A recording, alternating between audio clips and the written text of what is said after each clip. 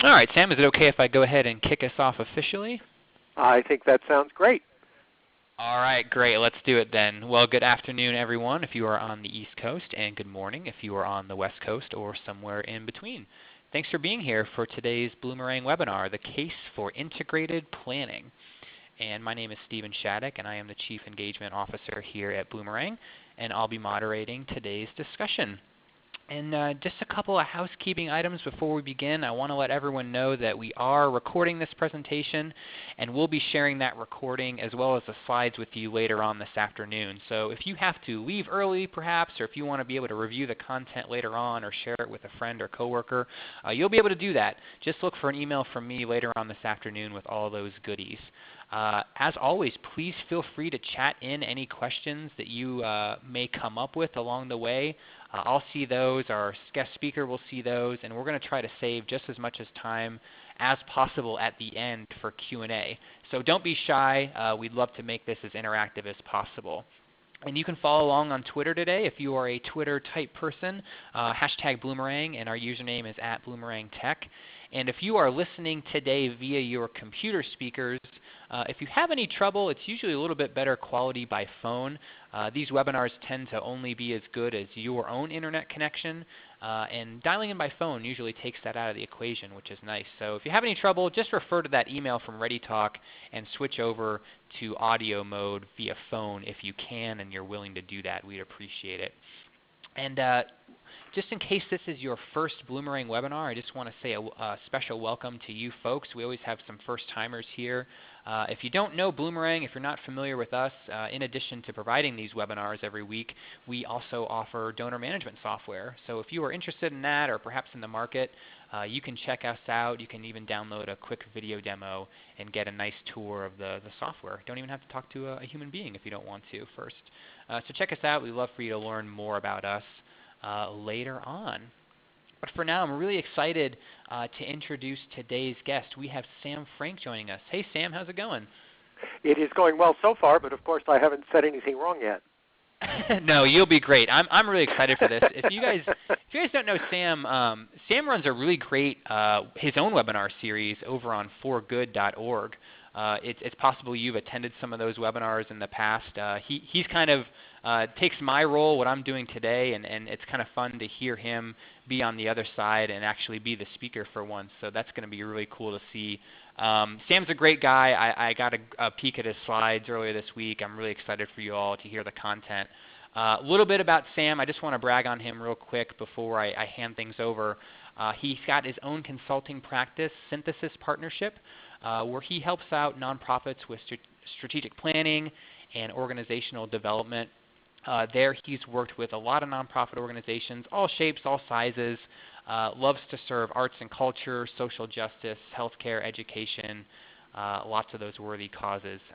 Great guy, really, really smart guy too. You guys are in for a treat. So Sam, I'm not going to take any more time away from you. Why don't you go ahead and get us started, my friend.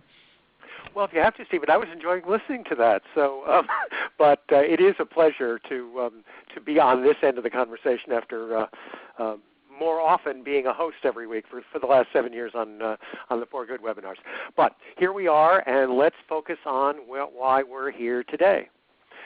Welcome to all of you to a broad overview of planning that should help you approach any form of planning that you need to do within your organization with a little more context, with more effectiveness, and you should be able to guide your board better in thinking about what you need in your organization in terms of planning.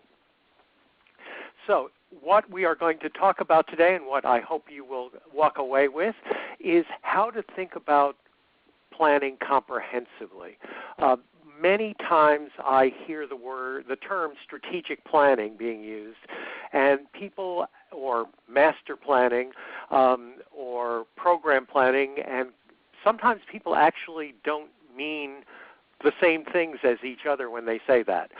If we have a comprehensive understanding of planning, you can know exactly how to think about strategic planning for your organization in a way that doesn't get tied up in other things. But I'm getting ahead of myself. We will see that momentarily. going to talk about the differences among types of planning, about why you do them, who's involved, and how they impact your organization, how they fit together, and further resources. I should let you know that the material in this webinar is material that I find it possible somehow to compress into 5 or 6 hours of more detailed webinars. This webinar touches upon a lot of material I've written about and spoken about elsewhere, and you will see in a moment in the upper right-hand corner of slides a lot of URLs, links to some writings and some other webinars that are more detailed, are given in a more explanatory list at the end of the webinar. But if you are interested in going into more depth, certainly I would be happy to hear from you. But also there are some things that you can look at and read that will give you some of that detail. So I'd be very interested in hearing what you're particularly interested in taking away from this webinar. Type it into the chat screen, and if I have a chance to glance that way while I'm thinking about what I'm talking to you about, I will see if I can also address those things, and we will have some time for questions at the end. Well, the first question is, why plan? When I was in the corporate world a number of years ago, I often heard the term no-brainer. Often it was used to squelch further thought and conversation, and most of the time I thought it was used in a way that was not getting us anywhere, was not actually talking about something that didn't require thought. It was talking about something that required more thought. So I always like to start out talking about planning by using this quote from H.L. Mencken. For every complex problem, there is a simple solution, and it is always wrong. It's important to really understand the complexities of the situation you're trying to address and the complexities of how to address it more effectively before you try to come up with an answer. So let's go through a half a dozen reasons of why organizations, non-profit organizations, go through planning. The first is circumstance, and you can see up there in the upper right there are some links for other resources on this material. The first is circumstance. Change happens in the world, and your organization may be aimed in a direction that needs to adapt to that change. Sometimes you have to face that change. Sometimes you have to create that change, or sometimes you actually don't survive change when you don't adapt to it. So planning allows you to think about how your organization fits with the world of the moment as opposed to the world as it was when your organization started out. The second is operations. You can fine-tune what you do, get everyone much more on target, have them dismiss distractions, develop critical metrics for what people are doing, both individuals and departments and your organization as a whole. And actually you can be so clear about your organization that you're building a much better case for fundraising when you look at operations and plan them. The third reason that I would give for planning is wisdom. One of I referred to the no-brainer at the beginning of the presentation. The important thing about a planning process, a strategic planning process well done, is it brings in multiple perspectives.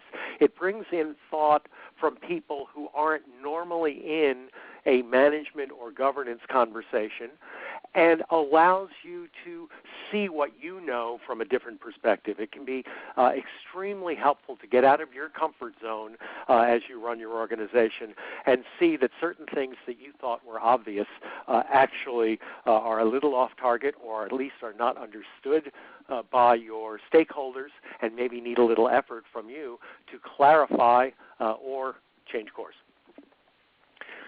The fourth reason for planning, and this is most specifically about strategic planning, is to cultivate your stakeholders.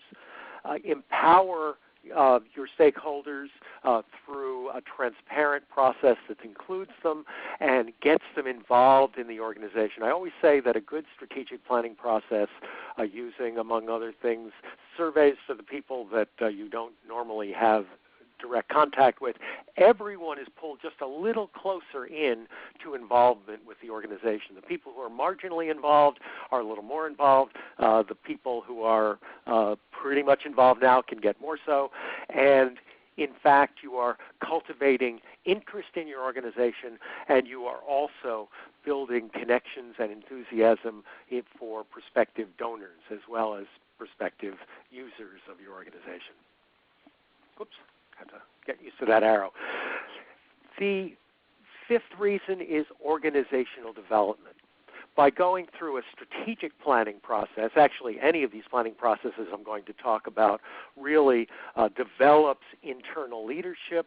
It improves an understanding of the organization by various people with various responsibilities, your leadership team, your staff, your board members, and stakeholders who are involved in other ways. Everyone involved in the process improves their understanding of the organization, and their ability to be useful to the organization in turn is increased in its effectiveness. And in fact, I often tell clients that, and I tell people who aren't clients, that if you're going to do a strategic planning process, for instance, the best person to chair that process is a future leader of the organization. The next board chair, a senior staff member, not someone who knows the organization really well from 30 years of experience, but someone who needs to really learn and understand perspectives about the organization now, and it will develop leadership in an incredibly effective way. And the last of these reasons to plan is aspiration. If you are not thinking about how you can do what you do better, if you're not thinking about how you can serve your mission more effectively, you're not likely to do all that you can do for your mission and your vision. So there are all kinds of different reasons to plan, and they lead us to understand planning in slightly different ways. So let me tell you about this concept of integrated planning that is the title of this webinar. Integrated planning, as I think of it, is a comprehensive or complex process that includes at its core strategic planning, program planning, and business planning. Strategic planning is the why of your organization. It is a broad, inclusive process. Program planning is a what. It's what you do. And in an organization that has professional staff, program planning is done by the CEO, executive director, and the program staff, the professional staff, not by a big process that includes all your stakeholders, not by the board, but by the professional staff. Certainly a program plan can be reviewed by the board or given guidance by the board, but program planning is really a much more specific process than strategic planning. And business planning, the how, is really more limited even than that. It's the CEO, the CFO, or business manager, whatever you call your finance person, your treasurer of the board, perhaps your board chair, perhaps a few other selected members of the board who are important in this process, but a very small group doing business planning. You don't want, excuse me, you don't want everybody involved in a business planning process when it really needs to be more focused. Around the periphery of this core of strategic planning are all kinds of other activities, some of which I'm going to say a little about today, most of which I'm just going to allude to, and I have a couple of, maybe a slide each on them toward the end. But organizational development supports strategic planning. I often find that when I come in and work with an organization on strategic planning that a major and sometimes unexpected element is board development, governance, which turns out to be a crucial issue for that organization to make any further progress in strategic ways. Organizational development is also staff, and there are lots of other issues. Identity and branding is very much connected to mission and to being able to be perceived in the world in a certain way, and therefore be more effective in grabbing the attention of the people that you need to pay attention to you, whether they're going to use your services, whether they're going to be your audience or your applicants or your donors. Advancement planning, communication and fundraising planning, and on around the circle. I won't go into more detail than that. I'll be touching on these again. But this aggregation is integrated planning. You might at any point need part of this and not other parts.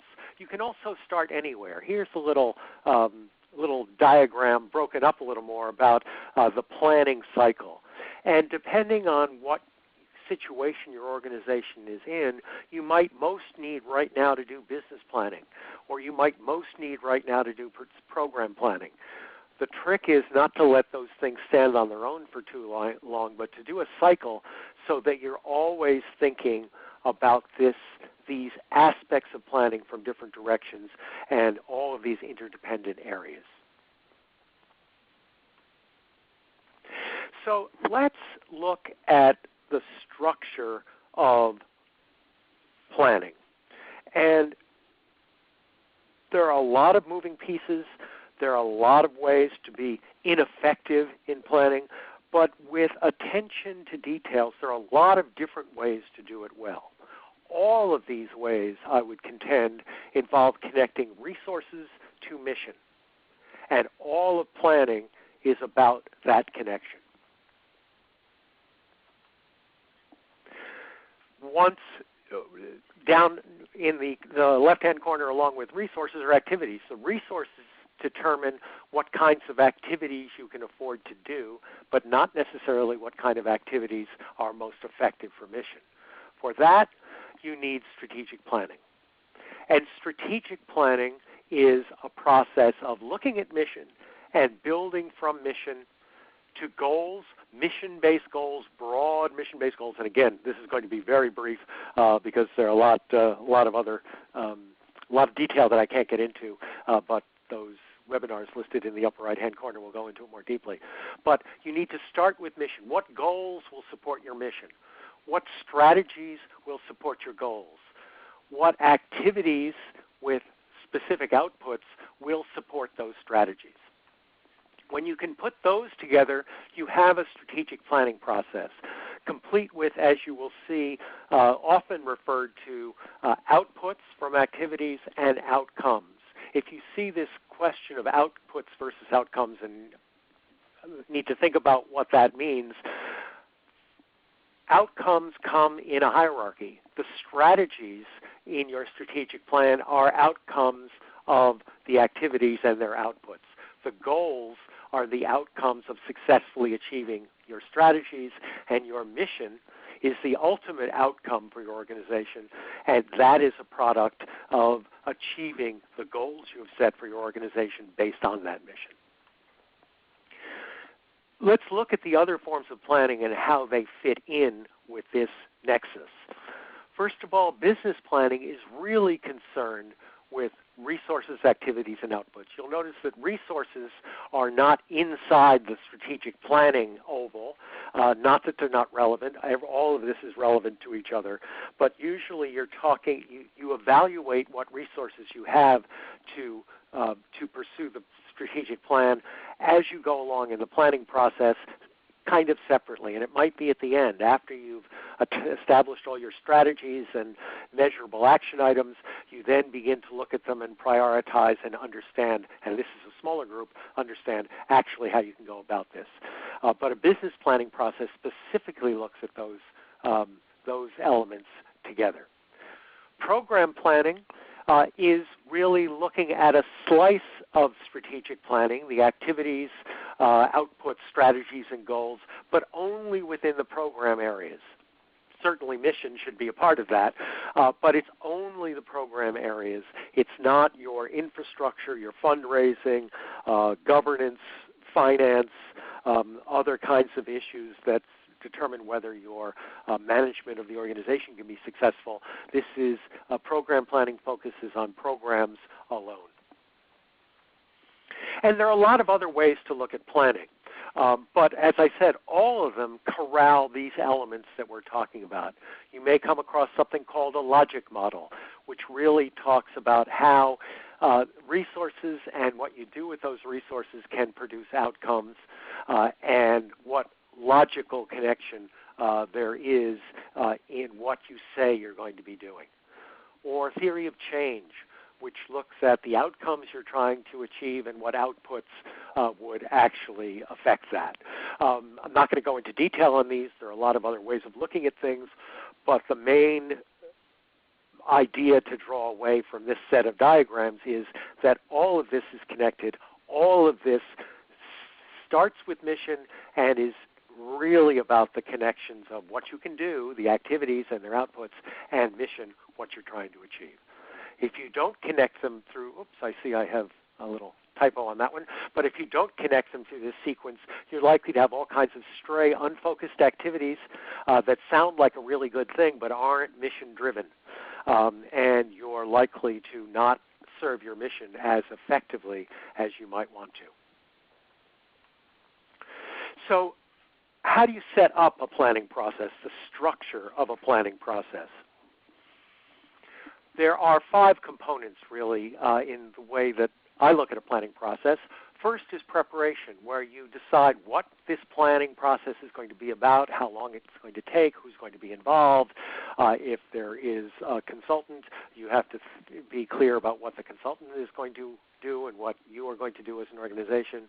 If you're using a consultant, some of this has already been determined, perhaps in a proposal, a request for proposals, and then a proposal, and perhaps an interview. But the preparation sets up expectation for the entire planning process, and it can be just one meeting, but it needs to be put a lot of things explicitly on the table. Then you get to assessment. Again, applying to a whole range of different planning processes. Assessment is when you look at what you already know and what you should know about the outside world and bring them to bear on the initial premises of a planning process. So in an assessment, you would, if you're an accredited organization, I always suggest that that organizations look at the self-study for their accreditation, because that's where they have said what they're trying to do most effectively and outlined who they are most effectively. Or it might be the introduction to a grant proposal, another thing I ask to really learn about an organization. But an assessment can also be previous plans, previous strategic plans, business plans, program plans, facility plans, development plans, technology plans. All of those things should be put on the table at the beginning, not discovered later, or not ignored at first and then say, oh yes, we talked about this the last time 5 years ago too. So you want to put all that on the table. Also, as part of the assessment process, you may be looking outside the organization and looking at trends in the society that affect your mission, benchmarking other organizations. And as another element of the assessment process, I always suggest to organizations that they do a board self-assessment at the end of this assessment process prior to really diving into the planning, so that the board can be reflective about its own role and really identify issues that may be very, very critically important to the strategic planning process. The third component of planning is engagement, and that always needs to start with board engagement, typically a board and senior staff retreat. Outsiders can be invited to it, but the board has to own the process by being involved in exploring the process right at the start. If you're going to do a strategic plan and not get full ownership, buy-in, commitment, whatever you want to call it, from the board right at the beginning, you are probably going to find out at the end that you have some resistance. If you do engage people, first the board, then perhaps your staff, then your stakeholders in various tiers, if you do engage them in this process, no matter how obstreperous any group may seem and how difficult and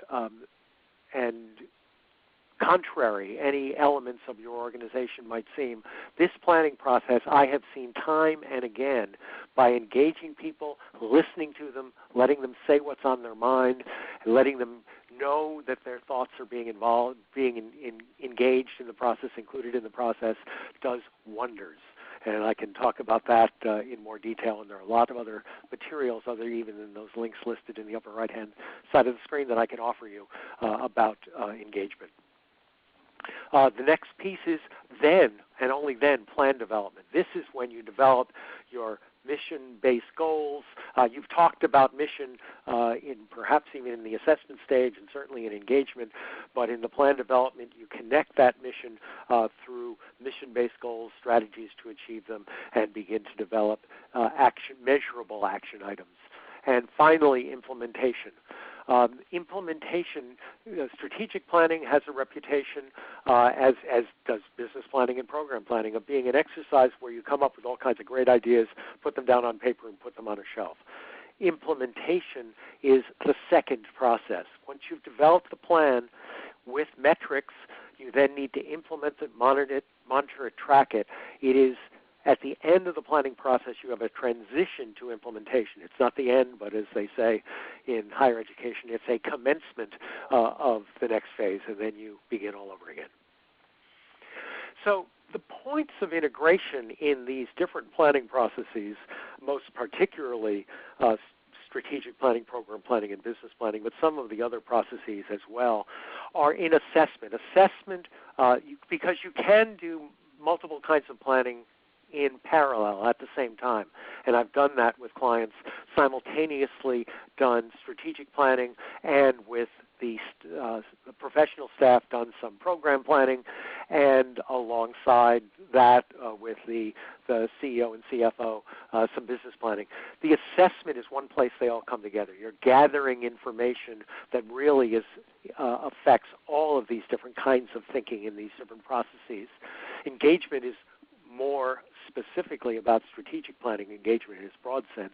But then in plan development, they can come together again, and your business plan and your program plan and perhaps your advancement plan and others can be integrated into the final strategic plan as a comprehensive plan, even though it's been developed in a slightly different process. So program planning focuses in a most focused way on assessment and plan development. And we've seen that. I'm running a little slow, so I'm not going to go into this in detail. But again, program planning is driven by mission and by professional expertise, and assessing where you are and then developing a plan for where you're going are the crucial elements of this aspect. And in all of this planning, but certainly, especially the program plan, is dependent on mission.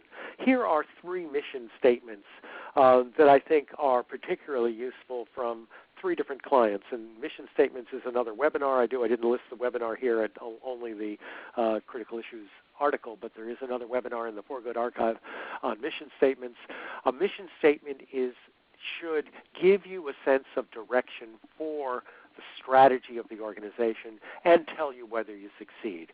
And I won't go in detail into these concise mission statements, but you can see with the first 2 that there is a brief mission statement and then more information about philosophy, values, means we do this by. But that is not part of the mission statement itself. The mission statement is meant to be concise and actionable and help you guide your strategic plan. And the more focused it is, the more differentiated it is from other organizations, the more you are likely to drive a good program plan, to drive a good strategic plan. So a program plan will have your mission-based goals. It will have the context of the organization. We're talking about a document that maybe you're submitting to the board for their understanding of the organization and perhaps even their approval. You have the context of what your organization does, how it does it, how it sits in the world of its need and other organizations, the internal organizational structure, a description of your programs, the objectives that you have for your programs, the strategies for implementation, and perhaps then as maybe you move it into a strategic planning document, along with those strategies come specific measurable action items, and we'll be talking about them in a minute. And also the resources you need to do what you need to do. And a good program plan should, of course, discuss things that are well beyond your current resources to do and talk about prioritizing them. That's the way you reach higher. Business planning, again, intersects the other elements, the other forms of integrated planning in assessment, because you're looking at, and we'll see some examples of that in a moment, you're looking at the organization in context in terms of its market and its understanding by the community, who you can reach out to, who you should be attending to, and what the trends are that affect whether you will be effective. As I said, we'll look at that in a moment. But so assessment is a big element of intersection. And then again, the business plan, if being done at the same time as the strategic plan, can intersect with the strategic and program planning in the plan development and implementation. Again, business planning is focusing down at resources, activities, and outputs, not concerning itself necessarily with the outcomes. Those outcomes, the strategies and goals and mission have come to the business planning from your strategic plan and from your program plan. And business planning is talking about how to make those things happen. So business planning can look at a market analysis, which is also quite potentially useful for program planning and even strategic planning. These are various kinds of mapping you can do, looking at median household income, and then compare that to something to do with your stakeholder group. Looking at the area you serve, looking at your identity as projected in your facilities. These are two facilities that I commissioned for clients that really project the character of the organization in a way that's really very important to convey it, to make it understandable, both to the people you want to be users of your organization and certainly to prospective donors. You want to look at attendance and attendance trends. If you are, say, a museum or performing arts organization or other organizations, how does your user base, your membership, your attendance, whatever, how is it tracking over time? What is affecting its ups and downs? How does it compare to other similar organizations? That's really important to look at to understand, certainly for business planning, but also for program planning and strategic planning. What would you need to do to change one of those lines to be more favorable? How could you change your attendance to be more favorable, or any other trend of this sort? And that's something that through the first thing you need to do is see what the facts are and begin to understand them. Without doing this research and putting it down on paper, your senior staff, your individual board members may all have very different ideas about what they think the facts are, and I've come across this quite often, but when they look at the same set of facts, they can be much more effective in talking together about what to do.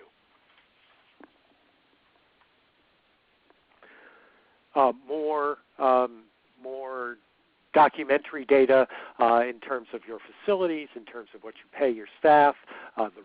These are about the resources you need to do what you do. Organizational structure, part of the business plan. It's very important to, especially if you are a new organization and expecting to grow, to lay out the organizational structure of where you intend to be because of your strategic plan in 5 years, and then figure out how to get from where you are with perhaps just one paid staff member to a much more complex organization. What are the most effective steps to get there? And that really requires thinking sequentially and strategically about what will allow the next step, the next larger step to happen. And then all kinds of financial things in the business plan that I won't get into, but there are some people who can look at various kinds of finance documents and really understand a lot about the organization just from those. If you don't have those people, you have to communicate in different ways, but that is an essential base of information of business planning. Now, all of this information, let me just go back once. All of this information in the business planning, I think you can see this is not necessarily presented as such the kind of thing that you want a larger stakeholder group in a strategic planning discussion to try to sort through. These are pragmatic tools to get your organization where it needs to be, and that's what the business plan does. It is not about the larger guidance, and that's why it's so important to keep business planning separate from the others. And now we get to strategic planning. Again, very quick overview. This is part of a 3-webinar sequence of just talking about skimming the surface of strategic planning, but I think to get you to have a much better sense of what strategic planning does, this will give you a good start. So again, engagement is the biggest factor as far as I'm concerned in strategic planning. It's the most important thing to do to make it effective, and it's the important thing to make it effective both in terms of strategy and in terms of making yourself a healthier, more robust organization. But obviously, all the other pieces don't fade into unimportance. It's just that engagement is often the least stressed. Again, strategic planning covers the core of all of this other planning activity, and you need to understand how you can supplement it with program planning done by the right people, business planning done by the right people. And a good strategic plan, and this was in the diagrams, but let me talk about it in a little different focus, always starts with mission, has broad mission-based goals, more specific strategies or supporting objectives, not necessarily anything measurable yet, but strategies of how you achieve your goals, and then at the lowest level, clear, specific, measurable results, specific action items, measurable results, a timeline, the resources required, and who is responsible for them. Again, I have plenty of samples of strategic plans in some of these documents that I'm showing you, and different organizations will have, even with this similar structure. I've done strategic plans that have taken, with organizations that have taken a year or 18 months, because it was a complex organization that could sustain that period of time of working through a strategic planning process.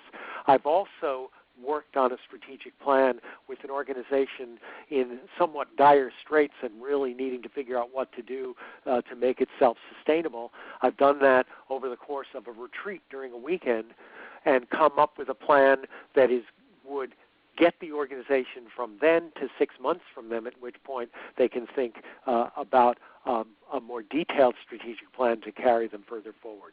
There's a lot in between those two extremes, but what is important to note is all of them require this focus on mission and working down from mission to what you need to do, and for anything you say you need to do in these measurable actions, being able to make sure that the measurable action is important to the strategy. The strategies are necessary and sufficient to achieve the goals, and the goals are necessary and sufficient to achieve the mission. Lots of different ways of looking at it, pursuing the process, developing it, but this is the backbone of a strategic planning process. And here's just more detail on various aspects of this strategic planning are in these archived webinars at For Good. Let's just look. I've talked about how important a mission is to drive the organization, drive the strategic plan, create the identity of the organization. Here's just another mission statement different from the ones that I showed you before. And I show you the mission statement, and then in the left-hand column, the elements of that mission statement, not always exactly in the same order, but all of the words, the important words in that mission statement should be in the mission elements, and if they're not important to be in the elements, maybe they shouldn't be there. But this this is what you're trying to do. These are the elements of that mission. You're working with buildings and communities. You're transforming the way they're designed, built, and operated. You're enabling an environment that is environmentally and socially responsible, healthy, and prosperous, and you are trying to improve quality of life. Then on the right-hand side, this is not a one-to-one thing, but here are the committees and functions. This is a volunteer organization. There's one-paid staff. So these are the various program committees. These are the various infrastructure functions and committees that will need to pay attention to these mission elements and figure out how they can serve them. That, again, could go into more detail, but pulling apart the way you're thinking about the organization, thinking about it strategically, and putting it back together is really very, very important. Here's just an example of a goal for within a strategic plan, develop a framework for governance in accordance with principles of good practice. A goal is really a broad generic statement. It's really saying this is the way governance serves the mission of the organization. And they will sometimes seem to fall a little flat because they are almost platitudes. But then at the next level down, how do you develop that framework? Well, one of these objectives, in this case objective 2, is formalize board development practices. And here are a bunch of actions, measurable results, start date, stop date, resources required, and responsibility. That is a level of detail that is utterly required in order for you to be able to be effective in implementing your strategic plan. And just a couple of slides about implementation. Here is a monitoring checklist for the organization that I just showed you that last mission statement for. Here are the goals and strategies, or what I call them in this one, strategic objectives, or supporting objectives, and the various action items on a monitoring checklist. So assembling the committee is supposed to happen in this date. Various things are shown in this chart, and then you can use that chart to keep track of whether you are on pace with the strategic plan. And you can use that to report to the board. Even in a very simplified situation, you can report these things to the board with just check marks on this to show that you've gotten to it. Or you can use dashboards to track plans, and this is program plans, business plans, strategic plans, advancement plans, any kind of planning. You can have these dashboards that show program results, as you can see, finance, key performance indicators, facilities issues, if you have facilities issues, fundraising record, various ways of doing this, all kinds of simple, complex, but in both of these cases, colors are flagging whether something is on target, above goal, lagging, or a problem. And when you use this kind of dashboard and submit it to your board at every board meeting with an update, they can see how you're doing and what they really need to ask questions about and discuss, rather than getting tied up in things that don't really need lots of discussion. So I'm getting toward the end of the presentation. I want to leave time for questions, because I see there's some excellent questions being asked. So let me just kind of whip through these peripheral areas of integrated planning. Let me just say, in terms of organizational development, in the majority of planning that I've done for small to medium-sized organizations, board issues, whether or not the organization mentioned that at the beginning of the process, board issues in terms of board effectiveness have been part of the strategic planning process. Even when there's been an excellent board, there have been some effectiveness issues that somehow have turned out to be central to organizational need. In medium to larger organizations, I've often found that empowerment issues for staff are an utterly essential aspect of what we do in strategic planning. So that's some of the ways those are connected. As I said, everything should be about mission. Institutional identity is framing everything to support the understanding and perception of mission. And as you can see, there's some references in the upper right-hand corner of other places you can look for further thoughts of mine. Advancement planning, and I see that someone asked a question about where fundraising planning lives. It lives separately from integrated planning. It lives separately from strategic planning, but that's, again, where I talked about assessment and engagement, and particularly plan development and implementation are ways that they are linked together.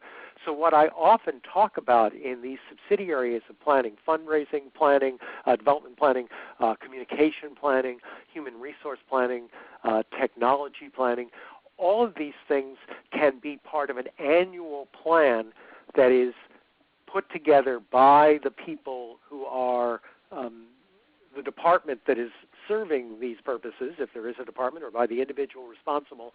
And annually it can be plugged in as the action items in the strategic plan in that area. So there are lots of different ways of linking it. It may be separate, especially for large-scale things like fundraising assessments and capital campaign planning, but on an ongoing basis, your development goals, your communication goals may very well be integral parts of your strategic plan. And I'm just going to go quickly. I'm not going to talk about these things because I'd like to get to your questions. Facility planning, I just point this out because next week in the For Good series I'm doing a facility planning webinar. If any of you are coming across the need for new facilities or renovation, free webinar next week for Good on some of the pitfalls and possibilities of facility planning. So I'm going to wrap it up now with just a couple of quick comments and then turn it back to Stephen so he can help me through the questions that have been asked. But here are some of the the titles that go along with the links that I've shown you throughout, some of the 2 to 4 page essays, critical issues for nonprofits, webinars, mostly archived ones for Good. There are other ongoing webinars. Take a look there. And I also wanted to mention a special offer on a service that has been very useful to many organizations all around the country, from New England to Florida to California. They found very helpful to get some slight bit of advice from an expert, even if they're running a strategic planning process internally, or if they're a startup and need to find their way through things, to essentially buy a half day of 4 hours of consulting time and use it at 5, 10, and 15-minute intervals through email and phone calls over the course of weeks or months just to keep them fine-tuned. So I'm offering you, won't get into details, won't talk about it more now, but offering you a very special, substantially reduced rate if you are interested in that kind of booster to your strategic planning. But now I would like to turn it back to Stephen for his help in the Q&A. Yeah, awesome. Thanks, Sam. That was great. And do check out these resources, especially on For Good. There's lots of really great webinars there, and most of the time they're free, which is good. And that's a generous offer from Sam, too, so I hope some of you reach out to him if that interests you as well. Well, Sam, we got a lot of questions here. I'm just going to kind of roll through them from the top, but please do send in any questions if you were sitting on your hands over the last 40 minutes or so. We've got probably about maybe 8 or 9 minutes. We can get to some questions here. Let me ask you one question before we get started, Stephen. Will I get a copy of these questions along with the report? So what questions we don't get to, I will go through what I'm sent, and I will at least try to communicate some of these thoughts to you if we don't get to them. But now, let's see how quickly I can answer with meaningful answers. Yeah, I hope you took your vitamins because there's some good ones here. Diane here is wondering, how would you involve constituents in this process when you have lots of different people, adult volunteers, children, staff, the board, obviously, donors? How do you involve all those stakeholders? Should you involve them? Is there a limit? How would you kind of navigate those waters? I would say you want to involve as many people as many of your stakeholders as you possibly can, because that will make them understand that they're valued by the organization and their perspectives. Even small children's perspectives can be incredibly useful in unexpected ways. So there are lots of ways to involve them. There's not one way to involve them. The people you are closest to, certainly your staff, your board, maybe significant volunteers, very important volunteers or volunteer leadership, you can talk to, you can bring together in meetings or retreats. If you're an organization that serves small children, you can have some child-friendly discussion that brings out some things that they understand that maybe you don't about the organization. But if you look in the upper right-hand slide, corner of this slide, there's an essay I wrote, The Secret Life of Surveys. People who are less connected to your organization, I saw in that question there was a mention of 8,000 constituents across many counties. Especially if you have email addresses for people, if you can send out a brief survey, and there's a lot to how to put together a survey, but if you can send out a brief survey and actually do it in some way or other on a regular basis once a year, you will get people responding to you. You may find that they have some good thoughts. You may also find out what they misunderstand about your organization and give you an opportunity to create more of a two-way conversation, even with this remote set of people. So the answer to that question is lots of different ways, and I would say as much of your constituency as possible. Yeah, because feedback is good, right? You can never get too much feedback. Exactly. And I have Here's people, a great one. even one more thing, I have had people worry about getting people pushing you around on your mission. You don't want everybody weighing in on what your mission should be. Right. I have never found that this is not a democratic process I'm talking about. It's a participatory, inclusive, transparent process. And you can't ask questions that any questions you ask, answers you get, whether they're positive or negative, you can use that information to make your organization stronger. Right. Love it. Here's one from Bethany. Bethany is wondering if you have any advice or insights on incorporating succession planning into the strategic plan. Is that something that should be mentioned? When the founder is going to depart, or when the current AD, just having a plan for that. Is there a place for that in this process? It's interesting. There is a place for that in the strategic planning process. But what I have told a number of organizations is that the best succession plan is a strategic plan. I was approached by an organization that wanted me to help them. This was a volunteer basis. My neighbor is the executive director, but it's an important organization, and she is getting pretty old, and she is the founder. And they wanted to do succession planning, and I said, well, what you really need to do is a strategic plan to strengthen your organization, what it knows about itself, strengthen the roles of the board, clarify the roles of the staff, and put yourself into a position to be able to think more effectively about succession based on who you are and all the strengths you bring to the table.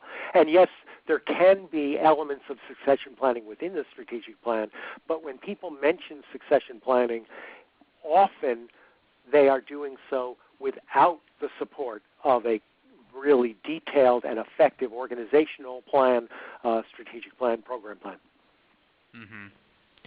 Sam, we've had a lot of people ask a similar question, so I'm going to kind of lump them into one, and I'll say it like this. Small shops who are very new, very young organizations, when should they start thinking about this? Is there a good time for when they should have the strategic plan up and running?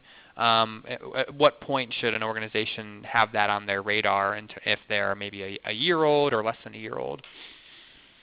Well, I would say it is very difficult to make your way as a new organization if you don't have a strategy.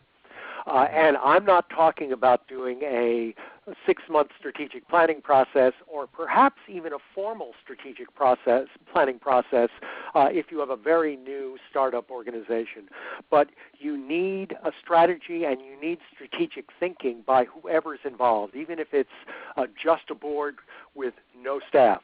You need to have a strategic planning discussion that thinks through the sequence of mission to activities and works it out, if it's a series of meetings or a weekend meeting or on up the scale. You need to think of that at the beginning, because without a roadmap, as Alice in Wonderland said, you can take any road if you don't care where you get to, but if you do, you need a plan. Well, we've probably got time for one more. I don't want to keep people too long, especially if they haven't eaten lunch. Here's one from Alexis. Alexis is wondering about empowerment.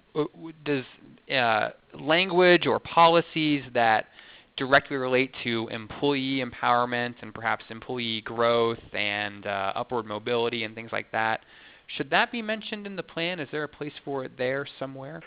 It's often been a very prominent part of strategic plans that I've worked with, because it's often something incredibly important and under attended to in an organization. But there are two different kinds of empowerment, really. One is the kind of empowerment that you plan strategically to put the staff in an effective position and to be able to do their work most effectively. Another is empowering them to have a role within the strategy of the organization. And that is incredibly important to start there by listening. Many organizations I've worked with, I've been told that the staff was a little sour about the process because they had put in their 2 cents here and there and the other way, nobody was listening to them. The organization was run without consideration for their wisdom and all that. The process itself, well put together, will address that empowerment issue from the start, and it creates wondrous results. Love it. Well, I think we can end it there. Sam, any last words for folks? How can folks get a hold of you? I assume I'll send you the questions we didn't get to for sure, but folks can email you, I think they're right on your screen, right? Yes, my email is in a couple of spots right at the bottom of this screen. I would be happy to hear from any of you. If you want to ask your question directly, feel free to email me. I will be taking a look at the report from the webinar, and I'll take a look at the questions, and I'll try to send out a larger message, but it may take me a few days to get to that. And if you have anything more specific, want to get in touch with me, whether or not you're interested in that half-day of consulting offer, I'd be very happy to have a conversation with you about where you are and what you need to do and help you think that through. Cool. Just in general. Yeah. It's a little hard to cover all of strategic planning in 50 minutes, but I thought it was a pretty good introduction. Thanks. Yeah, if you don't talk about it too fast and not be able to hear anything I'm saying. In any case, Stephen, I thank you so much for this opportunity to talk to your constituency, and I really enjoyed it, and I hope everyone else has too. Yeah, and thanks to all of you for hanging out for an hour or so. I know we're getting close to year end, so you're probably getting pretty busy, so thanks for hanging out. Check out For Good. Check out more about Synthesis Partnership, and please do email Sam any additional questions. There's lots of great resources on our website as well, including this webinar series every Thursday at 1 p.m. We've got a great one coming up 1 week from today. It's almost special event season, of course. You're probably already planning maybe your year-end event or your signature event or gala. Check this one out. This is going to be focusing on story for that big appeal that you probably make towards the end of that dinner or event. Kristen Steele's our guest. Super sharp. It's going to be a really good one 1 week from today at 1 p.m. Eastern. If that one doesn't interest you, if you're not an event type person, although I bet most of you are, do still check out our webinar page because there's some great ones there that you can register for all throughout the end of the year. We'd love to see you again on another webinar. So thanks again for hanging out. Thanks to Sam, and I'll be sending the recording as well as the slides. So look for that this afternoon, and hopefully we will see you again on another webinar. So have a great rest of your afternoon, have a great weekend, and we'll see you again soon. Thanks so long.